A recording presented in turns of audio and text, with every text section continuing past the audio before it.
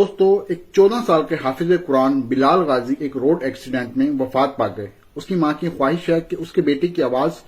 पूरी दुनिया में सुनाई दे। तो दोस्तों, मैं सदका जारिया के तौर पर और उस मां के लिए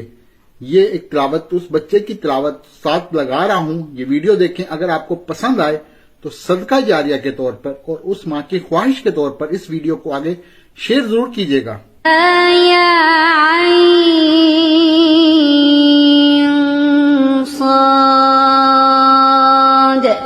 ذكر رحمة ربك عبده زكريا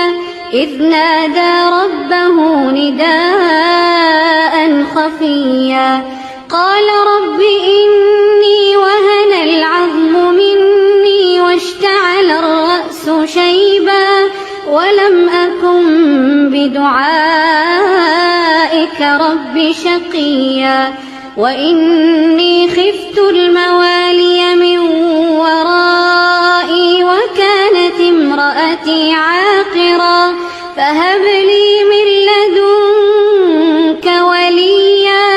يرثني ويرث من آل يعقوب واجعله رب رضيا يا زكريا إنا نبشرك بغلام اسمه يحيى